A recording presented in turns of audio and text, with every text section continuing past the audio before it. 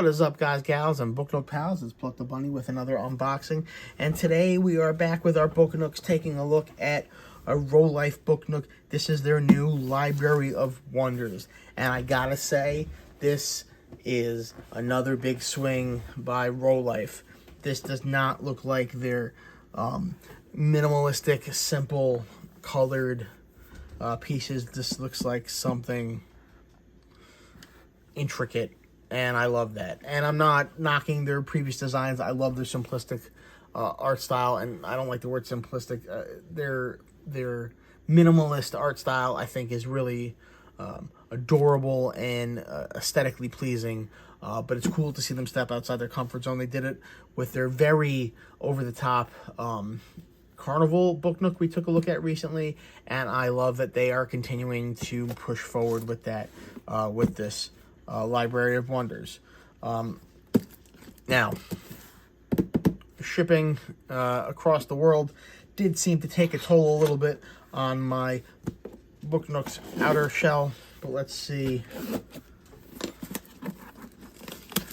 how we fared.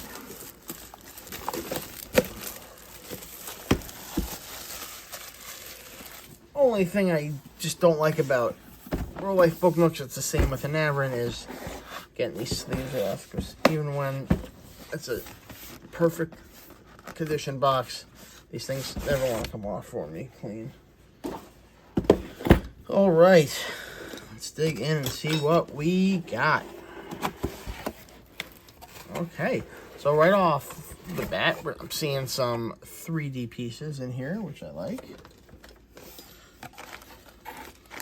All right, so it looks like this main chandelier fixture is gonna be 3D plastic, as well as the ring around it. Looks like this lampshade is, though I'm seeing a lot of patterns on this, which makes me think there's gonna be, you know, like 8 or 9 decals to put on the outside of this, which I don't love just from a work perspective. And it looks like this ornamentation on the front is also going to be plastic. We have some, the crystal that's going to be hanging from the center in here. We have some small screws. We have some brass pins. We have a little golden ring. And then we have a screwdriver, as well as the tape to cover the wire connections. But I don't want to lose those screws, so we're not going to open that up just now. All right, we got our lighting package in here, which I'm not surprised because of the tape that was included, but our wires do not come pre-wired. I haven't seen that in a while in a Rolife kit, but you know, they're trying new things, so I can't expect them to. No, I mean, maybe you can expect them to keep the level of expertise in one section while adding in new elements such as the intricacy design. Me, however, I'm a big fan of not pre-wired lights. Now, I know wiring of the lights, connecting them can be daunting to some people. I really don't think it's as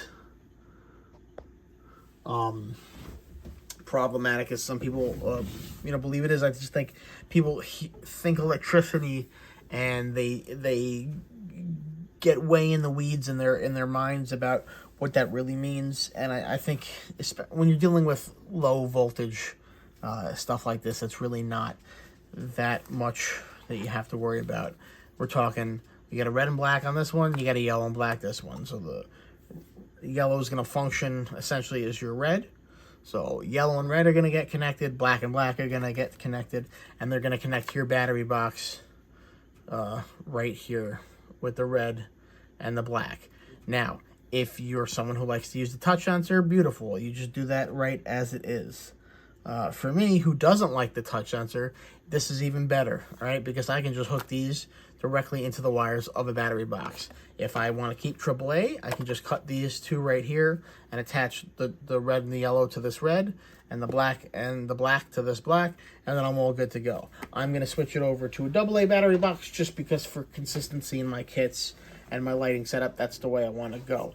The other reason why I like this is, A, when you pre-wire the LEDs, all the reds and all the blacks are pre-connected, which means when you start separating out LED strands, you're always going to get a little bit of knot at the bottom. They're always going to be kind of balled up. They're never going to come away cleanly. And because of that, you lose length. So you're always stretching. You're always pulling. Things don't quite fit the way they are. You might have to, there's a lot of tension in those wires. And in terms of longevity, I think that fights against longevity. When you have a unwired LEDs like this,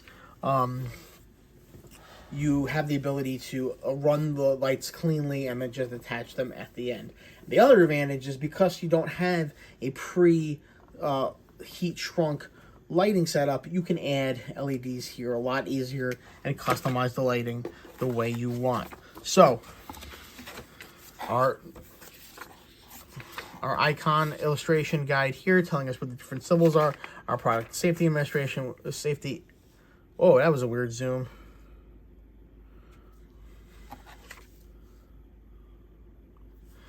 There we go. Our product and safety instruction manual, which we don't need, right? And what is going on, guys? We're having a interesting zoom problem. All right, so let's dig into our instruction manual proper.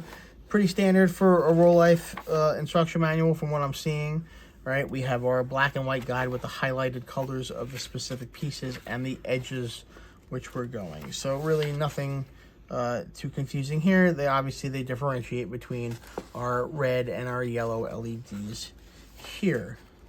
Other than that, it seems pretty straightforward, just a little more intricate. And you can see there's going to be some bending techniques utilized on here. So based on that, I think we're going to see some interesting materials when we get into the breakdown of the material pieces.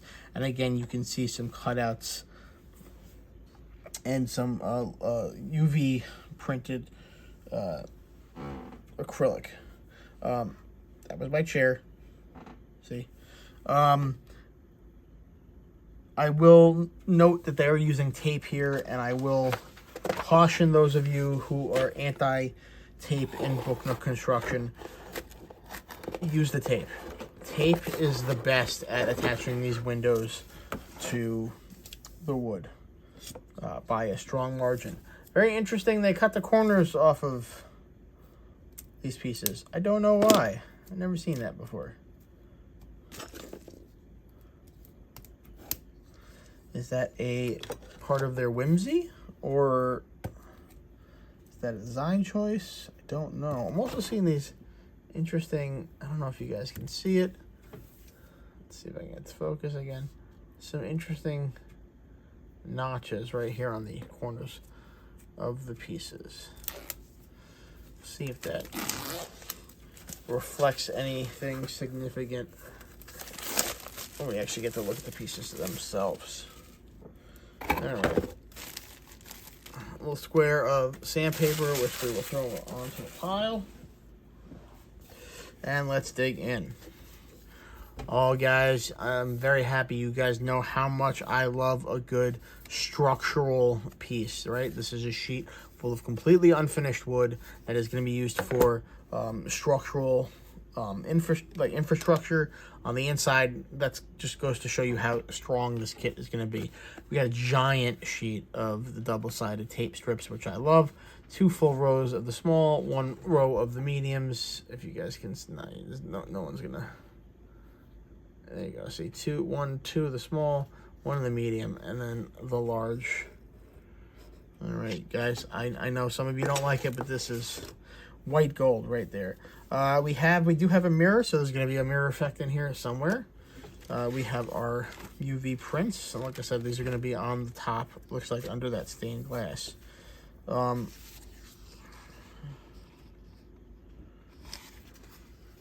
So it does look like we have some books to make and some books to fold. And I'm just trying to feel if in the past they have perforated their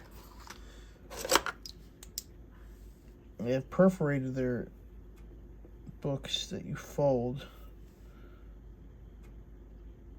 Oh, you know what? Yes, I know it's hard to see,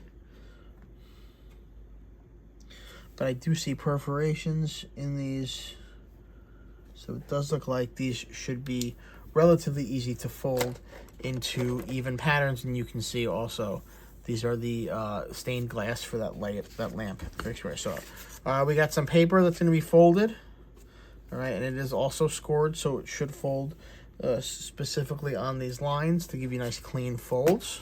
All right, and then here we're still seeing the DNA of the Booknook. So the feel, right? The matte colors, the solid colors of these individual pieces maintain the soul and the DNA of a Rolife kit, while adding in just this extra level of detail that we haven't seen before. And I'm also loving that they are printing in these gold metallic covered pieces. I think that really adds a cool element to it. Love this little language and literature section sign. We have our laminated wood piece. All right, so this is the graphic printed and laminated on top of this wood. This is going to be one of our side pieces, our Library of Wonders. All right. This is going to be the back, so it does look like there's going to be some interesting angles on this one, and this is completely double-sided as well. Civilization thrives on the nourishment of knowledge. It endures through the legacy of books. Now, you guys may have seen recently I did a unboxing of the Wisdom Ring book repository or book library, and I commented on the section, the little poem on the outside. On the back here we have a much more legible one. And that's about it, guys. So I'm excited for this. The lighting really makes it prone to customization. Lots of cool materials, some cool angles. I'm intrigued by the hole on the back. I think that's gonna add something really unique to this kit. Yeah, I think Rolife is taking some swings, kind of branching out from their traditional style. Well, I'm sorry, not their traditional style, but their overall level of intricacy. And I applaud them for trying new stuff. It looks like so far they've been successful. We'll have to see with this one. Please like and subscribe. Let me know in the comments what you'd like to see me unbox next, if you'd like to see tutorial videos on anything else. So until then, this is Pluck the Bunny saying good looking, good nooking.